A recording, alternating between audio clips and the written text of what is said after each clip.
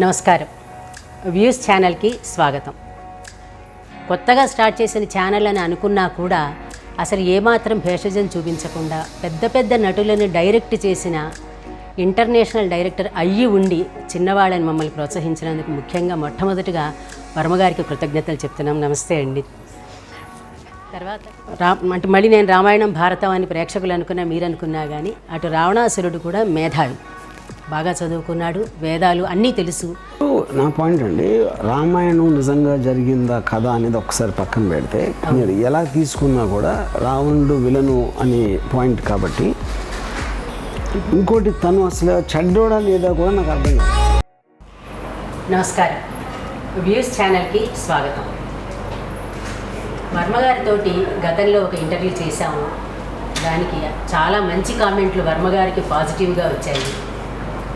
ఆ ఇదితో మళ్ళీ అడగగానే అంటే చాలా మాకు నిజంగా అది ఆయనకి నచ్చకపోయినా కానీ మా పద్ధతిగా చెప్తున్నాం, చాలా చాలా కృతజ్ఞతలు చెప్పాలి. మాకు మంచి ఉత్సాహాన్ని ఇచ్చారు వర్మగారు.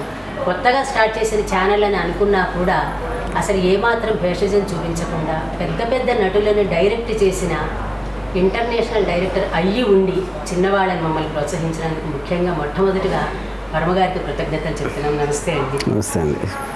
తర్వాత మీకు మన లాస్ట్ ఇంటర్వ్యూలో చెప్పిన దాన్ని కంటిన్యూషన్గా వెళ్దామని మొదలుపెట్టాం. మీరు దారి తప్పిన మేధావి అనే దాని గురించి అన్నారు. లక్ష్మీపార్వతి గారు దారి తప్పిన మేధావి అన్నారు. మేధావి ఎందుకు దారి తప్పుతాడు అని అన్నారు. అంటే దారి తప్పినవాడు అసలు మేధావి అవ్వడు అని ఒక మాట అన్నారు. దాన్ని ఒక చిన్న ఇదితో స్టార్ట్ చేద్దాం. అంటే మళ్ళీ నేను రామాయణం భారతం అని ప్రేక్షకులు అనుకున్నా మీరు అనుకున్నా కానీ అటు రావణాసురుడు కూడా మేధావి, బాగా చదువుకున్నాడు, వేదాలు అన్నీ తెలుసు. తన సామ్రాజ్యంలో ఉన్నవాళ్ళ కథలాగే అనుకున్నాం, జరిగిందని నేర్పించాము కథలా. అన్ని రకాల సౌకర్యాలు కల్పించాడు. అంటే మనం చెప్పుకునే మోడర్న్ ఫ్రాన్స్లో ఎలా అయితే ప్రతి ఇంటికి బార్, క్యాబ్రే అని మనం ఎలా చెప్పుకున్నాం అట్లాంటి సౌకర్యాలన్నీ కల్పించాడు. ఆ మేధావితనాన్ని దారి తప్పించుకున్నాడు. కాబట్టి మీరు దారి తప్పితే మేధావి ఎందుకు అవుతాడు అనడానికి రావణాసురుడు పెద్ద ఉదాహరణ. అన్నీ చదువుకుని దారి తప్పాడు. ఇప్పుడు నా పాయింట్ అండి, రామాయణం నిజంగా జరిగిందా కథ అనేది ఒకసారి పక్కన పెడితే మీరు ఎలా తీసుకున్నా కూడా రావణుడు విలను అనే పాయింట్ కాబట్టి, ఇప్పుడు నేను రామాయణం మొత్తంలో తన మేధావితనం నేను ఎక్కడా చూడలే. ఇది చెప్పారు ఒక డిస్క్రిప్షన్. ఏదైనా ఒక డిస్క్రిప్షన్ ఇచ్చినప్పుడు దాని ప్రాక్టికల్ అప్లికేషన్ లేనప్పుడు తన మేధావి ఎట్లా అవుతాడో నాకు అర్థం కాలేదు. ఒక పాయింట్. ఇంకోటి తను అసలు చెడ్డోడా లేదా కూడా నాకు అర్థం కాదు. ఇప్పుడు లంక ప్రజలకి ఏమన్నా చేశాడా? ఇప్పుడు రాముడు అయోధ్యని వెళ్ళినప్పుడు రామరాజ్యం ఉండొచ్చు. లంక ప్రజలు అసలు రావణుని గురించి ఏమనుకున్నారో నేను మాత్రం ఎక్కడ చదవాల. ఇది రామాయణం నేను అది చెప్తున్నా. సో మొత్తం నాకు రామాయణంలో నాకు అర్థమైంది ఒకే ఒక్క పని తను చేసింది, సీత గారిని కిడ్నాప్ చేయటం. అది కూడా తన చెల్లెలు ముక్కు కోసినందుకు చేశాడు. అది కూడా తను ముట్టుకోలేదు. సో అప్పుడు రావణుడు అసలు విలనా కాదా అని కూడా నాకు పెద్ద కన్ఫ్యూజన్. అప్పుడు మీరు ఒక దేశాన్ని మీరు దాడి చేసినప్పుడు అమెరికా వెళ్ళి ఇరాక్ వెళ్ళిందంటే ఇరాక్ నుంచి సద్దాం హుస్సేన్ నుంచి విముక్తి చేయడానికి వెళ్ళిందా? అప్పుడు ఇరాకీ ప్రజలకి సద్దాం ఇష్టం లేదు కాబట్టి అది కూడా లేదు రామాయణంలో. లంక ప్రజలు విముక్తి చేయడానికి వెళ్ళలేదు. కేవలం తను కిడ్నాప్ చేశారు అనే దానితో పగ తీర్చుకోవడానికి వెళ్ళటం తప్పిస్తే నాకు మిగతా నాకేమీ అవ్వలేదు. సో అప్పుడు రావణుడి మేధావితనం అనేది ఫస్ట్ బాగా చదువుకున్నాడు. మేధావి అంటే దాని అర్థం ఏంటంటే తనకు పరిస్థితులు అర్థం అవుతాయి. ఒక రెస్పాన్సిబిలిటీ లేకపోతే ఒక సోషల్ ఆస్పెక్ట్ అలా మనం డిస్క్రైబ్ చేస్తాం. అది అతను చేసినట్టు లేదు, చేయనట్లేదు. కేవలం మేధావి అంటే మీనింగ్ ఏంటంటే అప్పుడు రాముడు మేధావి కాదా చెప్పండి. అది నాకు రావణాసురుడు బాగా చదువుకున్నాడు. చదువుకున్న దాంట్లో కూడా వేదాలు చదువుకున్నప్పుడు అంటే మనకి నేను కాదు అని అంటలేదండి, కానీ దాని అప్లికేషన్ నేను చూడలేదు అంటున్నాను. కేవలం మీరు ఒక క్యారెక్టర్ని పెంచడానికి తను మేధావి, చాలా చదువుకున్నాడు, వేదాలు చదివాడు అని చెప్తున్నారు. నాకు ఎప్పుడు శ్రీరాముడు వేదాలు చదివాడు లేదా నేనైతే నాకు రీస్టోలా చదివాడు లేదని. అప్పుడు ఎవరు ఎక్కువ చదువుకున్నారు అని కూడా నాకు అర్థం కాదు. అది కూడా సో ఐ ఫీల్ ఇప్పుడు అది రావణుని అన్నా లేకపోతే నన్ను అన్నా ఎవరినైనా సరే ఆ మేధావి అనటానికి ఫస్ట్ మేధావి బై డెఫినేషన్ అర్థం చేసుకుని అలాంటి పనులు చేయడు ఫస్ట్. అంటే ఇప్పుడు దానికి ఒక ఉదాహరణ చెప్తాను. మామూలుగా మనకి ఇప్పుడు అణ్వస్త్రాలు ఉన్నాయంటే అణువు కనుక్కున్నారు మన వాళ్ళు. అణువుతోటి అణ్వస్త్రాలు చేయొచ్చు, క్రియేటివ్గాను మనం చేసుకోవచ్చు. యాటమిక్ రీసెర్చ్ చేసేవి ఉంటుంది. అలాగే ఇప్పుడు మీరు సినిమాలో మీరే చూపిస్తారు, చాకు కానీ కత్తి కానీ ఉంటుంది. మనిషిని చంపచ్చు, దాంతో కూరలు తరుకోవచ్చు, ఇవన్నీ మనం చెప్పుకునేవి. ప్రతి వస్తువుని రెండు రకాలుగా నెగిటివ్గా పాజిటివ్గా వాడుకోవచ్చు. మేధావతనాన్ని కూడా అలాగే వాడుకోవచ్చు కదా, మంచి చేయడానికి చెడు చేయడానికి. ఎగ్జాంపుల్కి మనం అణుబాంబులు వాడుతున్నాం అంటున్నాం. మరి అదే అణువు మనం కుదరదు అని అనడానికి లేదు. అణువు ఉండాలి, మనకి సైంటిఫిక్గా మనకి కావాల్సింది. అలాగే మరి టెక్నాలజీ ఉంది. ఇప్పుడు మీరు ముఖ్యంగా టెక్నాలజీ తోటి ఒక చిన్న కెమెరాతో 5 రోజుల్లో సినిమా తీసి చూపించారు. అదే కెమెరాతోటి అక్కర్లేని పనులు చేస్తున్న వాళ్ళు కూడా ఉన్నారు. అప్పుడు మరి దాన్ని ఎలా అంటాం మనం? కానీ అది అదే అండి. అప్పుడు ఫస్ట్ నాకు మేధావి డెఫినేషన్ ఏంటో చెప్పండి అండి. మేధావి అంటే అసలు ఏంటి మీ ఉద్దేశంలో? అన్నీ బాగా చదువుకున్నవాడు, తెలిసినవాడు, విజ్ఞతతో ప్రవర్తించవలసిన వాడు. ఇప్పుడు అణుబాంబు ఎగ్జాంపుల్ ఎలా ఇచ్చి, ఇప్పుడు అణువు అనేది ఒక పవర్ఫుల్, అది మనం మంచి కోసం వాడతామా చెడు కోసం వాడతామా అని పాయింట్ ఉంది. కానీ చెడు కోసం వాడుతున్నాడు అనుకున్నప్పుడు మనం ఆపోజిషన్లో ఉన్నాం కాబట్టి అనుకుంటాం. కానీ వాళ్ళ దృష్టిలో వాళ్ళని కాపాడుకోవడానికి, వాళ్ళకి ఏదో లాభం పొందడానికి వాళ్ళు మంచి అనుకుంటారు. అప్పుడు మంచి చెడు అనేవి first of all perspective difference ఉంటాయి. మీకు మంచి ఏంది, కరెక్ట్. అప్పుడు ఇప్పుడు మీరు ఒక బలం ఉంటే మీకు ఏదన్నా ఒక ఎత్తచ్చు, దాంతో బలం ఉపయోగించి, లేకపోతే ఎవరన్నా కొట్టచ్చు, అది పరిస్థితి బట్టి ఉంటుంది. కానీ అప్పుడు అణువుని మీరు ఒక ఎనర్జీ తీసుకురావడానికి అటామిక్ ఎనర్జీకి వాడదామా, అటామిక్ బాంబుకి వాడదామా అనేది అప్పుడున్న అవసరం బట్టి ఉంటుంది. సో దాన్ని బట్టి కూడా మీరు మంచి చెడు కానీ లేకపోతే మేధావి లేకపోవడం అనేది దాన్ని నిర్వచించలేరు. అర్థం చేసుకునే శక్తి ఉంది, అయినా కూడా అది ఎలా వాడాలో మీకు నచ్చినట్టు వాడకుండా ఇంకోలాగా వాడితే దానిని ఒక విధంగా దారి తప్పిన మేధ అవ్వచ్చు. కానీ అది ఎవరి దృష్టిలో? మీ దృష్టిలో, లక్ష్మీపార్వతి గారి దృష్టిలో. కానీ చాలామంది వేరే వాళ్ళ దృష్టిలో అదే మేధ అవుతాను. అది ఒప్పుకుంటాను తప్పనిసరిగా. అయితే మేము ఎప్పుడూ కోరుకునేది ఏంటంటే, చెప్పాము ఇంతకుముందు, నేను నాకు ఇష్టం వచ్చినట్టు చేస్తాను నేను అన్నది మీరు అండర్లో తప్పు లేదు, అది మీ వ్యక్తిగతం. ఎప్పుడు ఏంటంటే ఒక మనిషి, ఇప్పుడు మీరున్నారు, మేము కింద మీ దాంట్లో కింద కామెంట్స్ చూసాము. ఒకటి ఇంకొక ఎగ్జాంపుల్ కూడా, నిన్న పవన్ కళ్యాణ్ సినిమా వస్తే ఒకదాన్ని కామెంట్ ఇస్తూ, ఈ సినిమాకి 2 చొక్కాలు వేసుకురండి, ఒక చొక్కా చింపేసుకుంటాం, ఒక చొక్కా వేసుకోవాలి అంటూ ఆవేశంగా మాట్లాడారు. అంటే మీలాంటి వాళ్ళకి ఫాలోయింగ్ ఎక్కువ ఉన్నప్పుడు అంటే మీరు చేసే పనులు వాళ్ళ మీద ప్రభావితం చూపిస్తాయి. మీరు బయటికి ఎలా కనిపించినా మీలో మంచితనం ఉండొచ్చు, కానీ అవతల వాళ్ళకి ఏంటంటే మీరు చూపిస్తున్నది ఏదో అదే కనిపిస్తుంది. ఇప్పుడు మీలాంటి వాళ్ళని నమ్ముకుని కొన్ని లక్షల మంది, వర్మగారు ఇలా ట్వీట్ చేశారంటే వేల మంది చూస్తారు. మేము ఎన్ని మంచి ఇంటర్వ్యూలు చేయనివ్వండి, వర్మగారికి పెట్టగానే ఫస్ట్ ముందర ఒక 1000-2000 మంది చూసుకుంటూ వెళ్ళిపోతారు. అంటే మీరు ప్రపంచానికి ఒక బాధ్యతాయుతమైన మనిషిగా మేము భావిస్తున్నాం. మిమ్మల్ని అనుసరించేవాడు చాలామంది ఉన్నారు. మీకు అర్థం కాని ఏంటంటే, నేను చెడు బోధిస్తున్నాను కాబట్టి వాళ్ళు ఫాలో అవుతున్నారు నన్ను. ఏ రోజైతే నేను మంచి బోధిస్తానో మొత్తం అన్ఫాలో చేసి వెళ్ళిపోతారు, మీ దగ్గర వచ్చేస్తారు. అంటే అప్పుడు అది బాధ్యత లేనట్టే కాదంటారు. అది కానీ అదే మంచి అని నా ఉద్దేశం. అది నేను అందుకని ఇందాక మీకు మంచి చెడు డెఫినేషన్ అక్కడే ఇచ్చాను. నేను వాళ్ళకి ఇష్టమైనది వాళ్ళు కోరుకుంటుందని చెప్తున్నాను కాబట్టి వాళ్ళు నన్ను అభిమానిస్తున్నారు. ఏ రోజైతే మీది తప్పు ఇది రైట్ అని లెక్చర్లు ఇవ్వడం మొదలెడితే అందరూ వెళ్ళిపోతారు. అది అంగీకరిస్తారు తప్పనిసరిగా. అంటే మనిషికి కూడా, ఏ మనిషికైనా ఒక చెడు జరిగిందంటే చాలా ఇంట్రెస్ట్గా ఉంటుంది. మంచి ఒక ఆయన బోధనం చేస్తున్నాడంటే ఎవడు రోడ్డు మీదకి రాడు, ఒక హత్య జరిగిందంటే వెంటనే వెళ్ళి చూస్తారు. అది మనం కాదనట. అలాగని చెప్పి ఎలాగో వాళ్ళు చెడు వింటారు కదా, నేను నలుగురిలో ఉండాలి కదా అంటే చెడు చెప్తున్నారు అన్నట్లు మీ దాన్ని వాళ్ళు చెడుగా తీసుకుంటున్నారు. మీ లోపల మీకేముందో తెలిసి మీరు వ్యక్తిగతంగా, ఇప్పుడు మా ఇదిగా చెప్తాను, రామ్ గోపాల్ వర్మ గారు అంటే ఇంటర్నేషనల్గా అందరికీ తెలిసినప్పుడు మీ ఫాలోవర్స్ ఎవరికి వాళ్ళు తెలుసుకునేలా చేసుకోవట్లేదు. ఆ యాంగిల్ తీసుకునేలాగా మీరు వాళ్ళైనా ప్రమోట్ చేయగలుగుతారు. మళ్ళీ అదే సేమ్ కదండి. అదే ఇప్పుడు ఫస్ట్ ఆఫ్ ఆల్ ఇప్పుడు ఇంగ్లీష్లో ఒక సామెత ఉంది, birds of the same feather flock together. So అప్పుడు నేను అలా ఆలోచిస్తా, వాళ్ళు ఆలోచిస్తారు కాబట్టి మేము అందరూ ఒక గ్రూప్ అయ్యాం. మా గ్రూప్ని నాశనం చేయడానికి మీలాంటి వాళ్ళు మా మీద ఒక దండయాత్ర చేస్తున్నారు.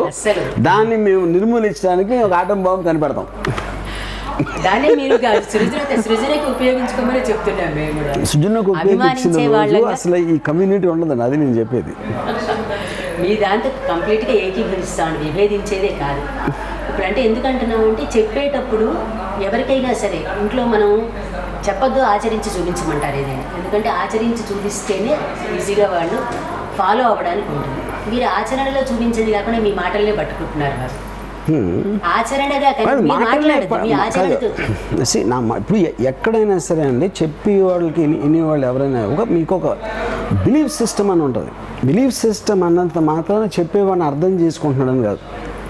ఇప్పుడు సపోజు ఒక బాబా చెప్తాడు అనుకోండి, ఒక ఏదన్నా ఆ బాబాని ఏదో ఆ పాములు బొర్రలు ఊపినట్టు ఊపుతూ ఉంటారు, కానీ వాళ్ళు బాబా చెప్పేది ఒక్క ముక్క అర్థం కాదు. అది మాత్రం నాకు గ్యారంటీ. అది వేరే విషయం. సో ఏంటంటే ఎవరు చెప్పినా, ఇప్పుడు నీషే ఫిలాసఫర్ ఏమన్నాడంటే, నేను చెప్పేది నువ్వు అంగీకరిస్తే నీకు ఆ విషయం ఆల్రెడీ తెలుసు అన్నాడు. ఎందుకంటే నీకు ఎక్కడో ఒక కాంటాక్ట్స్ అనేది లేకపోతే, మీకు ఎక్స్పీరియన్స్ లేకపోతే మీరు అవును అని ఎప్పుడు అనరు. అవునంటే అర్థం ఏంటి? మీకు ఆల్రెడీ తెలుసు. అది కేవలం నేను ఆ కాంటెక్స్లో ఒక లైన్ ఏదో చెప్తే అది కొంచెం ఎఫెక్టివ్గా ఉండొచ్చు ఆ కాంటెక్స్లో. సో ఇప్పుడు ఎవరు అన్నా అవునన్నా కాదన్నా ఏదన్నా ఫైనల్గా వచ్చేది ఏంటంటే, ఏ మనిషి పరిస్థితి ఒకలాగా ఉండదు. ఏ మనిషి సిచ్యువేషను, అతను పెరిగిన వాతావరణం, అతను ఎలాంటి ఇంట్లో పుట్టాడు, వాళ్ళ తల్లిదండ్రుల ఫైనాన్షియల్ స్టేటస్ ఏంటి, ఇలాంటి రకరకాల ఫ్యాక్టర్స్ ఇన్ఫ్లుయెన్స్ చేస్తాయి. అప్పుడు ఒక మనిషి మాట ఇంకోటి వినడం అనేది ఎప్పుడూ జరగదు. కేవలం వాళ్ళకి ఏంటంటే ఒక ఎండార్స్మెంట్ కావాలి. ఫలానా బెంజమిన్ ఫ్రాంక్లిన్ ఏమన్నాడంటే, ఫలానా వ్యక్తి ఏమన్నాడంటే, ఫలానా బాబా ఏమన్నాడంటే, ఇంకొకరిని కోట్ చేసినప్పుడు వాళ్ళు చేయాలనుకున్న దానికి ఒక ఎండార్స్మెంట్ దొరుకుతుంది. ఇప్పుడు హిట్లర్ సెకండ్ వరల్డ్ వార్లో అన్ని కోట్ల మందిని చంపేసిన ఆస్పెక్ట్లో తను కాన్స్టెంట్గా నీషేని, హీగల్ని వీళ్ళని వాడేవాడు. నీషే ఏమన్నాడంటే, హీగల్ ఎందుకంటే నేను అంటున్నాను అంటే ఒక డిక్టేటర్ ఎలిమెంట్ ఉంటుంది. ఫలానా మహానుభావుడు చెప్పాడు అంటే దీనికి ఒక మారల్ జస్టిఫికేషన్ దొరుకుతుంది. అలాగా వాళ్ళకు ఐడెంటిటీ లేనప్పుడు ఫలానా ఆర్జీవి అన్నాడు, ఫలానా వైజయంతి గారు అన్నారు, ఫలానా ఎక్స్ అన్నాడు అని చెప్తారు. కానీ వాళ్ళు చేసినా చేయకపోయినా మనం చేయొద్దు చెయ్యాలి అన్న దాని మీద చేయరాడు. వాళ్ళు ఆల్రెడీ డిసైడ్ చేస్తారు, దానికి అనువైన ఒక థింకర్ని పట్టుకుంటారు వాళ్ళు. చెయ్యమని చెప్పకూడదు, చెయ్యొద్దని చెప్పకూడదు. ఎవరికి అంటే ఎవరి ఆలోచనకు తగ్గట్టు వాళ్ళని చేసుకుంటాం. కాకపోతే మనని అనుసరించే వాళ్ళు ఉన్నారు అనుకున్నప్పుడు, మన అనుసరించే వాళ్ళు ఉండరు అంటున్నాను. కానీ వాళ్ళ కన్వీనియన్స్ కోసం వాళ్ళ అభిప్రాయాలకు మీరు దగ్గర కాబట్టి మీ పేరు చెప్తారు అంతే.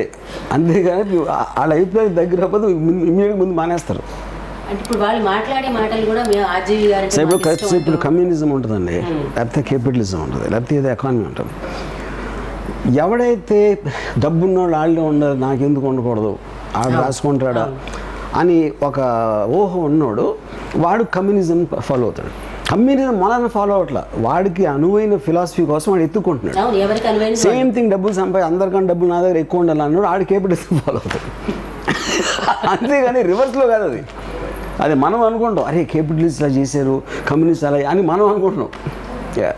తర్వాత మీరు లాస్ట్ టైం చెప్పిన ఇంటర్వ్యూలోనే విషవృక్షం సినిమా తీస్తాను, మీరు నాకు అది ఇస్తానని కూడా అన్నారు.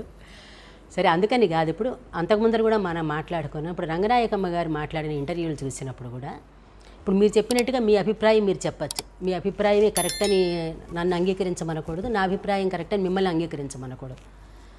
ఆవిడ ఇంటర్వ్యూ చూసినంతసేపు కూడా ఆవిడే కరెక్ట్ అన్నట్టు మాట్లాడుతున్నారు. రామాయణంలో మనం అనుకున్నాం కూడా, మనం ఎవరైనా సరే మూల రామాయణం చదివితే మనకి క్వశ్చన్ అండ్ ఆన్సర్స్ అక్కడే వచ్చేస్తాయి. మనం ఏదైతే డౌట్ అంటే, చిన్న ఎగ్జాంపుల్ చెప్తానండి మీకు. వాలిని చంపినప్పుడు చెట్టుచాటు నుంచి చంపాడు అనేది మనకి ఒక తర్వాత వచ్చింది. రాముడు అసలు వెనకాల చెట్టుచాటు నుంచి చంపాడు అని చెప్పి ఒక విమర్శ వచ్చింది. మనకి వాల్మీకి రామాయణం చదివితే ఈ ప్రశ్న రాదు అక్కడ మనకి, ఎందుకంటే అక్కడ క్వశ్చన్ వచ్చేస్తుంది. వాలే అడుగుతాడు, నన్ను ఎందుకు చంపావు చెట్టుచాటు నుంచి అంటాడు. నేను రాజుని వేటాడుతానని చెప్పి రాముడు సమాధానం చెప్తాడు. అంటే మనకి రామాయణం చదివిన ఇది భారతం అని ఒకటి అన్నారు, అలాగే విషవృక్షం కూడా తీస్తాను. అయితే ఆవిడ మాటలు విన్నప్పుడు, అంటే ఆవిడ మీరు తీస్తానన్నారు కాబట్టి ఆవిడ ప్రస్తావన చేస్తున్నారు. చదివినప్పుడు ఒరిజినల్ చదవకుండా వేరే రంగనాథ రామాయణం మోస్ట్ పాపులర్ అవ్వడం వల్ల అందులో కథ అంతా సందేహాత్మకంగా రాముడిని మనం అనుమానించేలాగా వస్తుందన్నమాట. అందువల్ల ఆవిడ నేనే ఇది కరెక్ట్ అని అంటున్నారు. మరి ఆవిడ తప్పును కూడా కరెక్ట్ అన్నప్పుడు ఆవిడ సినిమాని ఎట్లా నాకు ఇది ఈ రంగనాథ రామాయణం ఏంటంటే అవును అది గుర్తుంది కాదు. ఇప్పుడు ఆవిడ రంగనాథ రామాయణాన్ని బేస్ చేసుకున్నా అని చెప్పారా మీరు? రంగనాథ రామాయణం ఉంది, ఇంకా బోల్డ్ రామాయణాలు వచ్చాయి. అంటే మోస్ట్ పాపులర్ అయింది మనకి సినిమాల్లో చూపిస్తున్న లక్ష్మణ రేఖ కానీ కాదు. ఇప్పుడు ఆవిడ విశ్వనాథ సత్యనారాయణ గారి కల్పవృక్షం బేస్ మీద రాశారు ఒకటి. రెండోది ఏంటంటే ఆవిడ చాలా క్లియర్గా ఒకటి మెన్షన్ చేసింది ఏంటంటే ప్రక్షిప్తాలు ఎన్నో ఉండొచ్చు, వర్షన్స్ ఎన్నెన్నో రైటర్స్ ఎన్నెన్నో వర్షన్స్ ఆఫ్ రామాయణస్ రాశారు. ఏది కరెక్ట్ అనేది పాయింట్ కాదు. మనం రామాయణంలో మెజారిటీ మనం ఏమి నమ్ముతున్నాం, రాముడి క్వాలిటీస్ మనం ఏమి నమ్ముతున్నాం, అసలు రామాయణం నుంచి మనం ఏమి నేర్చుకోవాలి అన్నది మెజారిటీ ఏమి నమ్మి ఒక రాముడికి పూజలు చేస్తున్నారు అనే దానిని అబ్జర్వ్ చేసి ఆవిడ రాశారు. సో అది విశ్వనాథ్ సత్యనారాయణ గారు రాశారా, రంగనాథుడు రాశారా, ఎక్స్ రాశారా, వై రాశారా అనే దానికి మీనింగే లేదు. ఏదో ఒక కాంటెక్స్ట్ మనం తీసుకోవాలి కాబట్టి అది తీసుకున్నారు. తీసుకునేటప్పుడు మనం విమర్శిద్దాం అనుకునేటప్పుడు భారతీయులకి మొట్టమొదటిగా ఇంకొకటి కూడా అనుకోవాలి. ప్రతి వాళ్ళు మాట్లాడేటప్పుడు హిందూ మతం అన్నారు. భారతీయులకి అసలు మతం లేదండి. ఫస్ట్ మనకి ధర్మం, హిందూ ధర్మం మనది. ధర్మం వేరు, మతం వేరే. ఇది హిందూ మతానికి సంబంధించిన గ్రంథాలు ఇవన్నీ మనకి సరే, ఇవన్నీ నెక్స్ట్ వేరే టాపిక్ అనుకోండి. ఆవిడ విమర్శించేటప్పుడు అయినా సరే కరెక్ట్గా తీసుకుని విమర్శించాలి. విమర్శించడం తప్పు కాదు, నా అభిప్రాయం నేను చెప్తాను, మీరు చెప్తాను. కరెక్ట్ ఎలా తీసుకుంటున్నారు అప్పుడు కాదు, అప్పుడు మీరు చెప్పాలి. అప్పుడు వైజయంత్ గారు ఎక్స్పర్టా? ఇప్పుడు ఎవరో ఒకళ్ళు ఎక్స్పర్ట్ ఉండాలి కదండి. అదే అప్పుడు వాళ్ళ పేరు చెప్పాలి కదా. ఇప్పుడు ఫలానా రామాయణమే కరెక్ట్ అని చెప్పి ఒక వ్యక్తి ఉండాలి కదా.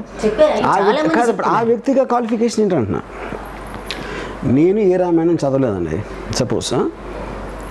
అప్పుడు ఏంటి, కానీ నాకు రామాయణం ఎలా తెలుసు? మా మదర్ చెప్పిందో, మా ఫాదర్ చెప్పిందో, మా నాన్నమ్మ చెప్పిందో, ఇలాంటి రకరకాల సినిమాలు చూసో లేకపోతే ఒక పుస్తకాలు చదివి బాలల బొమ్మల రామాయణం ఇలాంటి అన్నీ చదివి రాజగోపాలాచారి గారి రామాయణం కూడా చదివాను.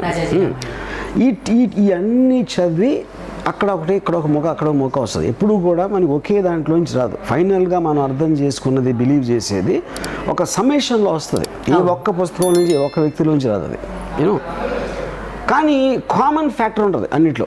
ఇప్పుడు ఫర్ ఎగ్జాంపుల్ రావణుడు మేధావి అనేది ఈ మధ్యన అంటే ఒక 10 ఏళ్ళ క్రితం.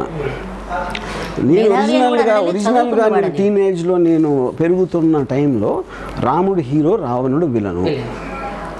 రాముడి సీతను కిడ్నాప్ చేశాడు, వాళ్ళు అలా జరిగింది. అది నేను చదివిన బాలల బొమ్మల రామాయణం నాకు బేస్. అది బాలల బొమ్మల రామాయణం నాకు తెలిసి 95% ఇన్ఫ్లుయెన్స్ చేసేది ఆ బుక్. 5% మీలాంటి దారి తప్పని మేధావులు, మీలాంటి దారి తప్పని మేధావులు 5%, 0.5% మీరు చదువుతారు ఇవన్నీ.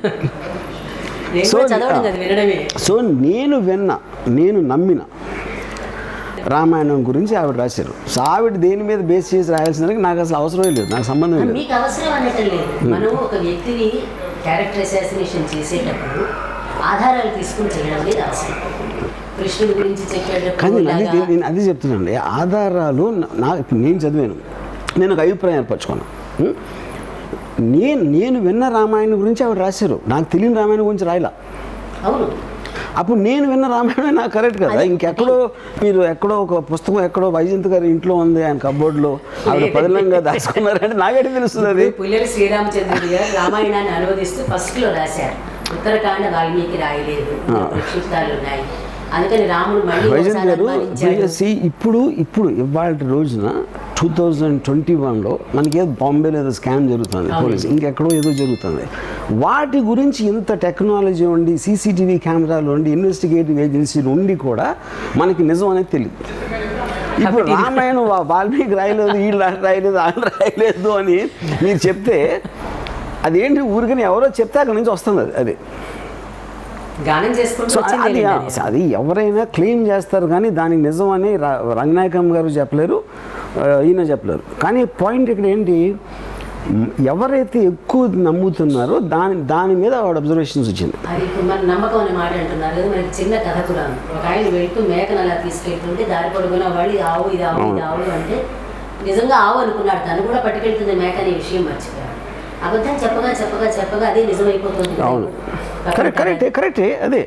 కానీ ఇక్కడ నిజం అబద్ధం అని అనేది పాయింట్ లేదండి. రామాయణం జరిగిందా లేదా అని కూడా పాయింట్ కాదు. జరిగిందని మనం ఏదైతే మనం ఒక గ్రంథంగా చూడాలి, ఒక దైవికంగా చూడాలి, ఆ క్యారెక్టర్స్ కానీ మామూలుగా మాకు అలాగే చెప్పారు, మా నాన్నమ్మ అలాగే చెప్పారు, మా మదర్ అలాగే చెప్పారు. సార్ నాకు చెప్పిన వాళ్ళంతా నా చిన్నప్పుడు, నా టీనేజ్, నేను ఒక క్వశ్చన్ చేసే టైం వరకు ఇలాగే చెప్పారు నాకు. రామాయణ విశ్వక్షం చదివే వరకు అలాగే చెప్పారు నాకు. దాని తర్వాత నేను క్వశ్చన్ చేయడం మొదలెట్టాను. 100% ప్రభావితం అలా లాజిక్ చూసాను. లాజిక్కి ప్రభావితానికి ఉన్న డిఫరెన్స్ ఉందండి. బిలీఫ్ సిస్టమ్ అనేది ఇన్ఫ్లుయెన్స్ అవడం, లాజిక్ అనేది మన అంటే నేను ఎంతకాలం నమ్మింది ఇప్పుడు ఇది ఎప్పుడు నాకు తట్టలేదు ఈ క్వశ్చను, ఇది కరెక్టే కదా అని ఆలోచింప చేయటానికి ఇన్ఫ్లుయెన్షియల్ కదా. That is about learning logic.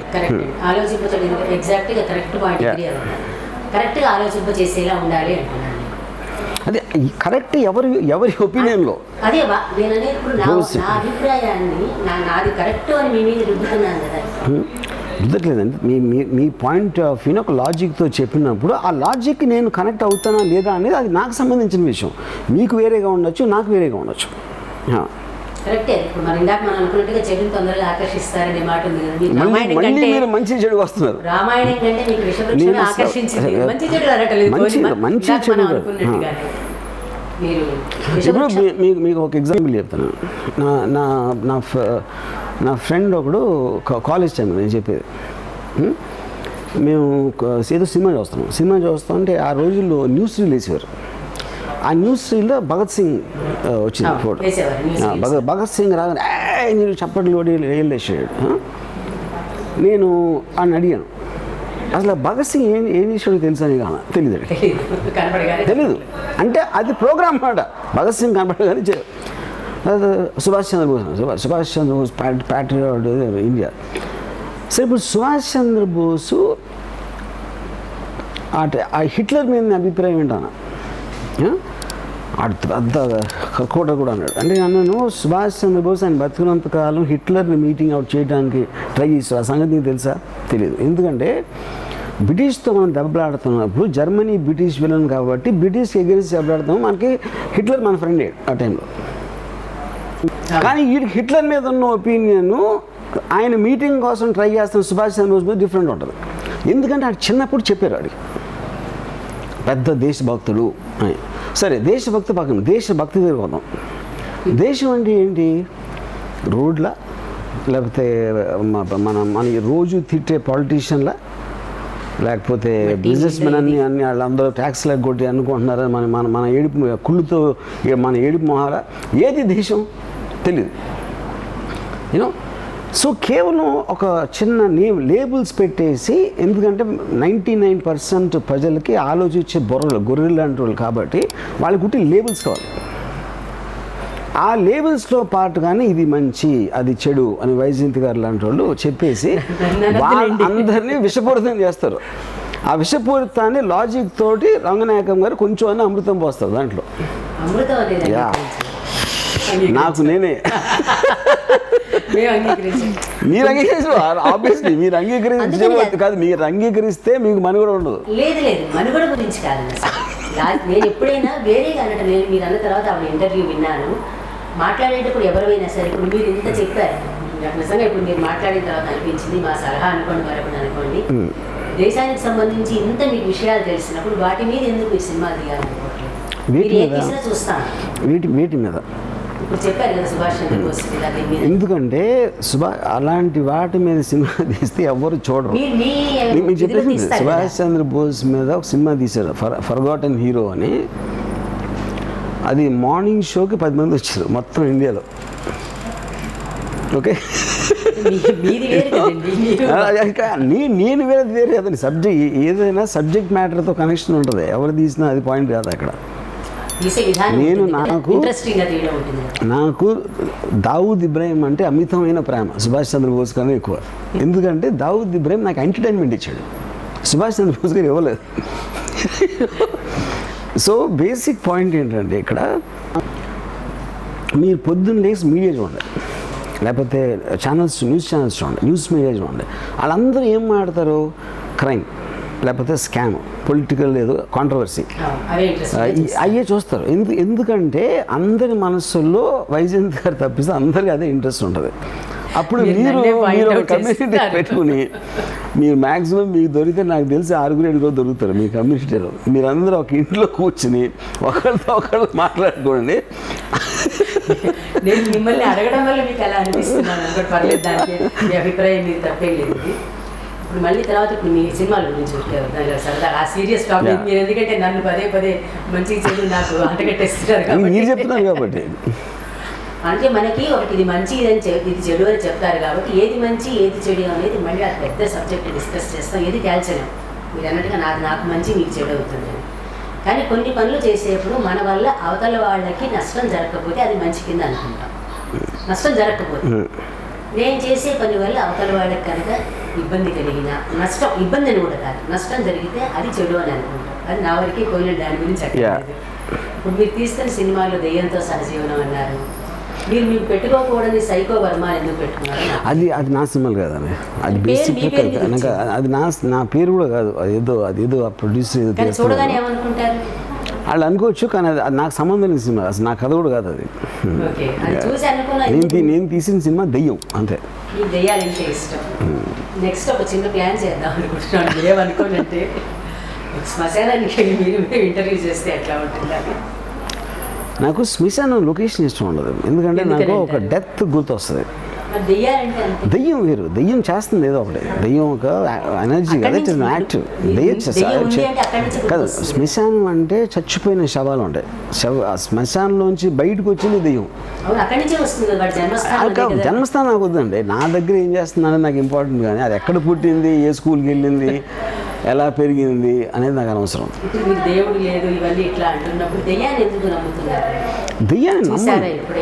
దెయ్యాన్ని నేను నమ్మను, దెయ్యానికి నేను ఇష్టపడతాను. ఎందుకంటే అది డ్రామా చేస్తుంది. కాదు, ఇమాజినేషన్లో మీకు ఒక పేడక అవ్వచ్చు, మీరు ఎక్కడో ఇనింది అవ్వచ్చు, లేకపోతే ఏదో ఎక్స్పీరియన్స్ అయ్యింది అవ్వచ్చు. ఒక డ్రామా, ఇంట్రెస్టింగ్ డ్రామా ఉంటుంది. దేవుడిది ఎప్పుడు ఇంట్రెస్టింగ్ డ్రామా ఉండదు.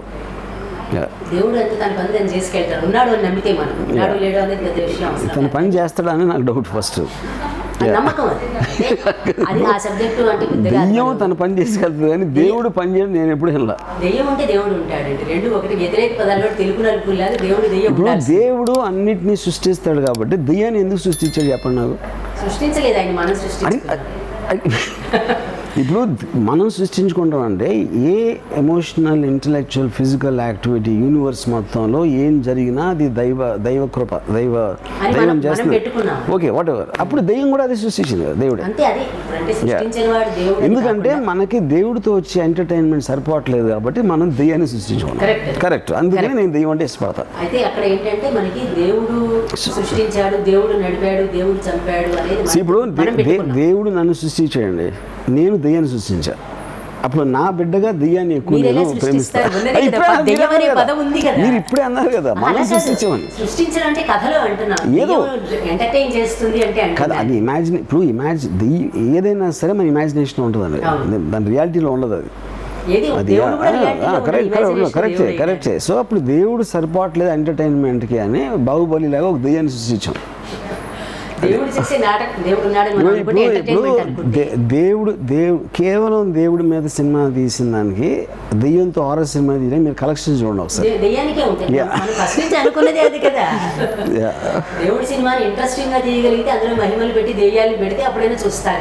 అది మరి ఇంతమంది భక్తులు ఉన్నప్పుడు చేయొచ్చు కదా, ఎందుకు చేయట్లేదు ఎవరు? అది చెప్పండి నాకు. ఇంత మహాభక్తులు ఉన్నారు కదా, ఫిల్మ్ ఇండస్ట్రీలో ఉన్నారు కదా చాలా మంది దైవ భక్తులు. వాళ్ళు ఎవరు ఎందుకు తీరు, ఎందుకు చూడరు కాబట్టి. అదే కమర్షియల్ అదే కాదు అండి, కమర్షియల్ అనేది సైడ్ ఎఫెక్ట్. అది జనాలు చూడాలి, చూస్తేనే డబ్బులు వస్తాయి. జనాలు చూడడం తెలుసు కాబట్టి అది అదే అంటున్నాం. అదే రెండు కూడా దేవుడైనా దెయ్యమైనా మనం సృష్టించుకునే దేవుడు ఉన్నాడు. అంటే మనకి మానవ జీవితంలో పుట్టడం, నడవడం, చావడం మూడే కాబట్టి ముగ్గురికి 3 దేవతలు మనం పెట్టుకునేవి. ఇప్పుడు ఎన్టీ రామారావు గారు దేవుడి సినిమాలు చేసినప్పుడు ఎన్టీ రామారావు కోసం వెళ్ళేవారు, దేవుడి కోసం వెళ్ళేవాడు కాదు. అప్పుడు యాక్చువల్ దేవుడు వచ్చి యాక్ట్ చేసిన ఎవరు రారు థియేటర్కి. అంత అందం ఉండదు కాబట్టి దేవుడికి. అదొకటే కాదు, మన వాడు అనుకున్నది కూడా దేవుళ్ళకి కూడా మన రూపాన్ని ఇచ్చుకున్నాం కదా. మన దేవుడికి కళ్ళు, ముక్కు చూపెట్టాం, మళ్ళీ బట్టలేసాం, నగలేసాం. మన రూపం చేతులు కాళ్ళు తలలు అన్నీ పెట్టుకుంటాం మనం, ముక్కులు మూతులు అన్నీను. నిజంగానే వేరే రూపంలో దేవుడు వస్తే మనం బహుశా యాక్సెప్ట్ చేయలేమేమో తెలియదు. అందుకని మన రూపంలో క్రియేట్ చేసుకున్నాం. వేరే రూపంలో వస్తే కవ్వు నరిసి పారిపోతాం. అరవడం ఎవరు కూడా రాదండి. దేవుడు నిజంగా ఉన్నాడని ప్రత్యక్షమైనా కూడా మనకి భయం. తర్వాత మీరు వచ్చిన కుంభమేళ మీద బాగా కామెంట్స్ పెట్టారు. అయితే కొంతమంది బయటికి వెళ్ళండి, వెళ్తేనే మీకు పుణ్యం వస్తుంది, ఇట్లా మోటివేట్ చేస్తున్నవాళ్ళు. యాక్చువల్గా ఈ టైంలో అసలు వెళ్ళకపోవడం అనేది మంచిది. మీరు అది కుంభమేళా దాన్ని అంటే మీరు పెట్టడానికి కారణం అంటే మీరు అంటే సోషల్ అవేర్నెస్ కొద్ది పెట్టారా మీరు ఎలా? మీరు సూచన ఇప్పుడు బేసిక్ ఒక ఏపు నుంచి గవర్నమెంట్ నైట్ కర్ఫ్యూలు అంటుంది, లాక్డౌన్ అంటుంది, నలుగురు కన్నా ఎక్కువ ఒక చోట ఉండకూడదు అంటుంది, 144 సెక్షన్ అంటుంది. ఇవన్నీ చేసి కుంభమేళాలో 30 లక్షల మంది ఏ మాత్రం పాటించకుండా దానికి పర్మిషన్ ఇస్తే ఇప్పుడు వాళ్ళందరూ ఆ పూజలకి అది ఏదైనా అక్కడ అయిపోయిన తర్వాత అందరూ వస్తారు అక్కడ నుంచి. ఎన్ని లాక్డౌన్లో పెడితే మీరు దానికి కౌంటర్ చేయగలుగుతారు? అంతకన్నా ఇర్రెస్పాన్స్ దాని గురించి పెట్టినాను వీటిలో. దాని మీద కూడా ఇంకొంచెం మీరు రెస్పాన్సిబుల్గా ఇంకా ఏమైనా మాట్లాడితే బాగుంటుంది. నేను రెస్పాన్సిబుల్, నేను కేవలం ఒక క్రిటిక్గా ఒక చిన్న పాయింట్ ఇచ్చాను, అంతేగాని నేను స్వతహాగా నేను అసలు ఏది పాటించను. కాదు, నేను కుంభమేళాలో ఉన్న వాళ్ళకన్నా అసలు పాటించను. నేను కేవలం వేరే ఎవరైతే రెస్పాన్సిబిలిటీ నేను తీసుకోలేదు, రెస్పాన్సిబిలిటీ తీసుకున్న వాళ్ళ గురించి చెప్తున్నాను. వాళ్ళు తీసుకోవాలి అని చెప్పి తీసుకోవాలి కాదు, తీసుకోవట్లేదు ఇలా అని చిన్న అది జోక్, అది ఎవ్వడు సీరియస్గా తీసుకోడు. కుంభమేళా వాళ్ళు అయితే అసలు చూడరు, అది పొలిటీషియన్లు చూడరు. ఏది ఎవరు చేసినా అది ఎంటర్టైన్మెంట్ వాల్యూ తప్పిస్తే ఇంకేమీ జరగదు. మిగతా అన్ని మనం అనుకుంటాం మన మైండ్లో. అంటే ఇవి ప్రచారం కూడా ఎక్కువ అయిపోవడం వల్ల కూడా కొంత వెళ్ళడం అది ఎక్కువ అవుతుంది. ఇంతకు ముందరైతే పుష్కరాలంటే ఎవరికి తెలిసేది కాదు, ఛానల్స్ వచ్చి. బేసిక్గా నేను పెట్టిన ట్వీట్లో మెయిన్ అర్థం ఏంటంటే ఇంత కోవిడ్ జరుగుతూ ఉంటే ఒక 17 లక్షల మందికి బాంబేలో వ్యాక్సిన్ వేయటానికి 6 వీక్స్ పట్టింది, 6 వారాలు పట్టింది. ఒక్క రోజులో 30 లక్షల మంది వీళ్ళు స్నానం చేశారు. అంటే దీని అర్థం ఏంటంటే వాళ్ళకి ఈ జన్మ కన్నా నెక్స్ట్ జన్మ అంటే ఎక్కువ భక్తి ఉంది అని పెట్టా. తర్వాత మీకు మామూలుగా మిమ్మల్ని చాలామంది రోల్ మోడల్గా తీసుకుంటున్నారు. మీరు మిమ్మల్ని మీరుగా కాకుండా ఎవరిని రోల్ మోడల్గా తీసుకుంటారు? మీరు కాకుండా ఇప్పుడు నేను ఏ ఒక్క వ్యక్తిని తీసుకున్నాను, ఎందుకంటే చాలా పుస్తకాల మీద నేను నా influence and lot of people, even మనుషులు కూడా, కొంతమంది పాపులర్ ఫిగర్స్ అవ్వచ్చు, కొంతమంది అన్నోన్ పీపుల్ అవ్వచ్చు, లేకపోతే ఒక ఎక్స్పీరియన్స్, లేకపోతే ఒకటి అబ్జర్వ్ చేసిన దాంట్లోంచి కొంచెం నేర్చుకోవచ్చు. So I think multiple things ఉంటాయి. అంటే కొంతమంది పేర్లు కూడా నేను చెప్పలేను అలా ఎవరంటే నా మొత్తం లైఫ్లో. అంటే ఒక డెఫినెట్ ఒక మేజర్ ఇన్ఫ్లుయెన్స్ ఆయన రాయండి ఉంటుంది. కరెక్ట్. రంగనాయకమ్మ కూడా నాకు రంగనాయకం గారితో ఒకే ప్రాబ్లం ఏంటంటే ఆవిడ ఇప్పటికీ అంతే కోపంతో ఉన్నారు. అది నాకు ఆశ్చర్యం. ఎందుకంటే ఏజ్ ఎందుకంటే నేను అంటే అది యాక్చువల్గా ఆయన రాయని కూడా అంతే ఒక ప్యాషన్, ఒక అండర్స్టాండ్ చేసుకుంటారనే ఒక తపన ఒక పర్టికులర్ టైంలో ఉంటుంది. కొన్ని ఏళ్ళ తర్వాత అర్థం చేసుకోరు, ఎందుకు చేసుకోరు అంటే అన్న అవగాహన కూడా వస్తుంది. అది నాకు వచ్చిందని నా ఫీలింగ్. అందుకని నేను ఒక కామ్నెస్కి వచ్చాను. నేను హ్యాపీగా లైఫ్ ఎంజాయ్ చేస్తున్నాను అన్ని వదిలేసి. ఐన్ ర్యాండ్ గారు, రంగనాయకం గారు ఇప్పుడు కూడా ఇంకా మారిపోవాలి అని ఒక తపనతో, ఒక వేదంతో ఉంటారు. అదొకటే నాకు ప్రాబ్లం. అర్థం అయితే ఆవిడ ఒక ప్రశ్న అడిగారు,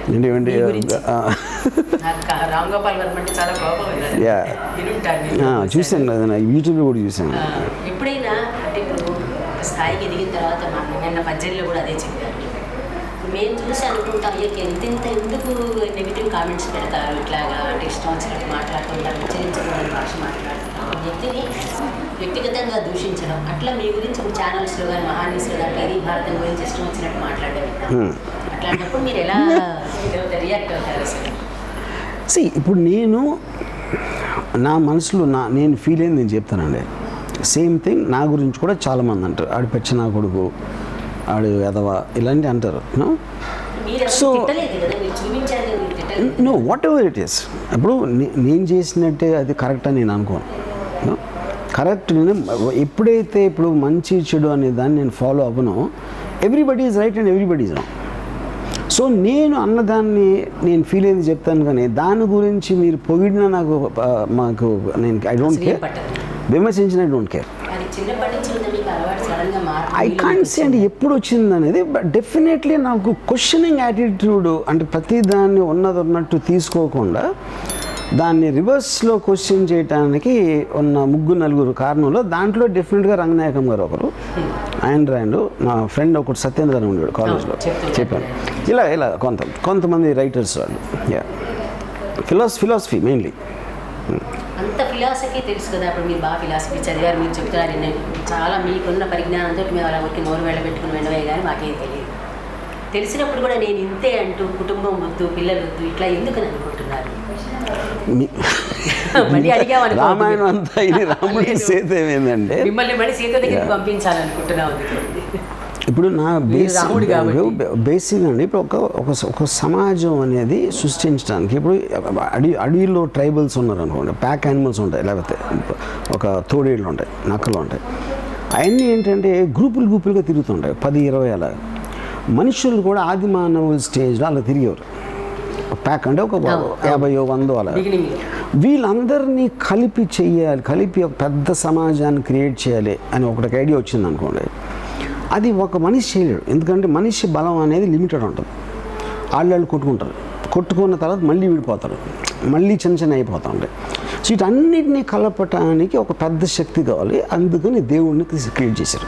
దేవుడు చేస్తాడు, దేవుడు చెప్పాడు అంటే అది మనకు కనపడలేదు కాబట్టి, ఒక అతీత శక్తి ఉంది కాబట్టి రిలీజియన్ అనేది అలా క్రియేట్ అయింది అనేది నా స్టడీ.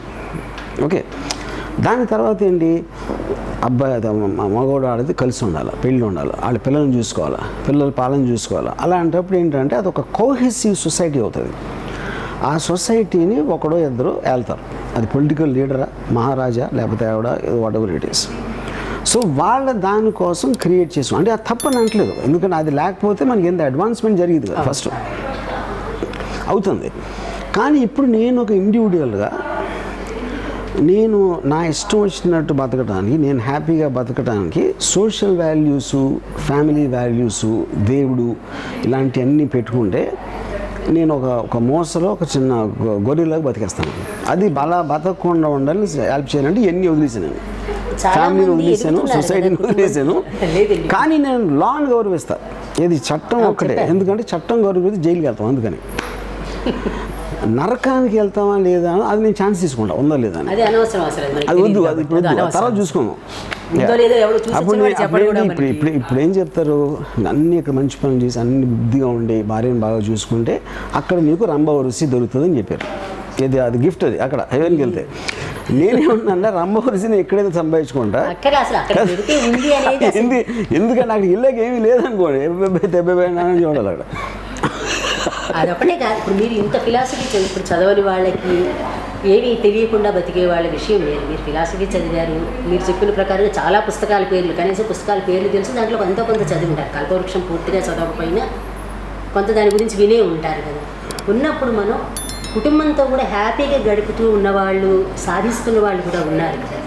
బాండేజ్ అనేది మనం ఒక అండర్స్టాండింగ్. కుటుంబంతో హ్యాపీగా బతికే వాళ్ళు నాకు తెలిసి మీరు మైక్రోస్కోప్ పెట్టిన వైరస్ అనగా అనిపిస్తుంది, కానీ అలాంటి అంటే గొడవలు రావు, విభేదాలు రావు, ఇవి ఎవరు మనం అందరం కొట్టుకుంటాం అలా అని కాదు. కుటుంబాన్ని వదిలేయక్కర్లేదు కదా, కుటుంబంతో పాటు హ్యాపీగా. ఇప్పుడు దీంట్లో ఆర్గ్యూ చేసేది, ఎందుకంటే ఇది ఎవరికి వాళ్ళ ఎక్స్పీరియన్సెస్ వస్తుంది. కానీ నేను ఒక జనరల్ కామెంట్ చేయలేను, ఏదో జోక్. కానీ నా ఫీలింగు, నాతో నేను ఉండి ఉట్టి నా గురించి ఆలోచించి నాకున్న సుఖాలు, నేను అనుభవించే సుఖాలు, వాటి కోసం నేను బతుకుతాను. మిగతా వాళ్ళు వాళ్ళ బతుకునేవ్వండి, నా చావు నేను చేస్తా. ఎవరి బతుకు వాళ్ళే బతుకుతారు, వాళ్ళమే చేస్తాం, ఎవరికి వాళ్ళకి కాదు. మీలో ఉన్న మొదటి పదం రాముడిని సీత దగ్గరికి పంపించాలని మా ఉద్దేశం, అంతకంటే లేదు. ఇది రాముడు, మీలో ఉన్న మొదటి పదం రాముడిని మీ సీత దగ్గరికి పంపించాలనేది మా కోరిక. నాకు సీతలు కావాలి, నాకు సీతలు, పద్మలు, లక్ష్ములు, సరస్వతులు చాలామంది కావాలండి. మీరు బయటికి అంటున్న మనిషి నేను కాదు. ఏకపత్ని మీలో- వ్రతుణ్ణి కాదు. మీరు కాదన్నా మేము అవునంటాం. అది మీ వ్యక్తిగత ఊరికే మీతో ఉన్న ఇంటరాక్షన్తో అలా మాట్లాడాము. తర్వాత మీరు ఈ మధ్య పాటలు రాయడము పాడడము చేస్తున్నారు. ఫస్ట్లో మీరు శివ సినిమా తీసినప్పుడు సీతారామ శాస్త్రి గారి చేత బాగా రాయించుకున్నారు, బాగా పిక్చరైజేషన్ చేయడం కానీ అంతా చేశారు. ఎందుకని అలా పెద్ద పెద్ద వాళ్ళని వదిలేసి మళ్ళీ మీరే రాయాలనుకోవడం? నేనే పెద్దవాళ్ళు అనుకుంటున్నా ఇప్పుడు. మీరు డైరెక్టర్గా మేమంటే మీరు ఏమనుకోరు కాబట్టి మేము అదే మొహమాటంగా చెప్తున్నాము. ఇప్పుడు మీరు as a director great. Point అది కాదండి, నేను చేసేది నేను చేస్తాను, వినకపోతే మానేయండి. అలా అని కాదు ఇప్పుడు డెసిషన్ వినకపోతే మానేయండి అనే మాట మీరే వద్దు నాకు అసలు. చెప్పడానికి. ఒక అభిమానిగా చెప్పామనుకోండి, మీరెవరంటే మీరేం చెప్తాం కానీ అలా కాదు. మంచి మంచి పాటలు రాయించుకున్నారు, ఎందుకని మళ్ళీ అసలు అంటే ఇంకా మంచి పాటలు అనుకుంటున్నాను కాబట్టి. మీరు గొప్ప డైరెక్టర్ వరకే అది అంగీకరిస్తున్నారు. మీరు చెప్తున్నారండి, నేను ఇలా అనుకుంటున్నా. నేను యాక్చువల్గా సీతారామ శాస్త్రి కన్నా ఆత్రేయ గారి కన్నా బెటర్ రైటర్ నేను అనుకుంటున్నా. అందరూ అగ్రీ అవ్వాలి కదా. విశ్వనాథ్ సత్యనారాయణ కన్నా బెటర్ రైటర్ అనుకుంటున్నా. తప్పేం లేదు అది. అదే నేను తప్పే లేదు అనుకోండి, మీరు మళ్ళీ మీకు అడుగుతారు. మీరు అనుకోవడంలో తప్పలేదు, అదే అందరూ నేను- అంగీకరించాలి కదా. నేను చెప్పేది అదే కదండి. ఓకే, ఇప్పుడు మీరు ఇంత చేస్తున్నారు కదా, ఈ సినిమాలు కానీ ఇవి కానీ, ఎప్పుడైనా మీకు ఏంటి చారిటీస్కి వెళ్ళడం కానీ డొనేషన్స్ ఎప్పుడు నా లైఫ్లో ఒక్క రూపాయిని ఇప్పుడు ఎవరికి ఇవ్వాలి. ఎందుకని అంటే మీకు ఇష్టం లేదా? ఎందుకంటే నా ఇష్టమైనట్టుగా ఖర్చు పెడతాను, నా ఇష్టం వచ్చిన వాళ్ళకి ఇస్తాను. జనరల్ పీపుల్కి ఎవరు నేను ఇప్పుడు ఇష్టం లేదు మీకంటే ఇవ్వడం, అంటే దాన్ని ఇవ్వడం వల్ల ఉపయోగం లేదు. ఎందుకంటే నేను నా ప్రపంచంలో నా కోసమే బతుకుతాను. అందుకని నా ప్రపంచంలో నా ఇష్టమైన వాళ్ళు ఉంటారు, నా ప్రపంచంలో వైజయంతి గారు ఉండరు.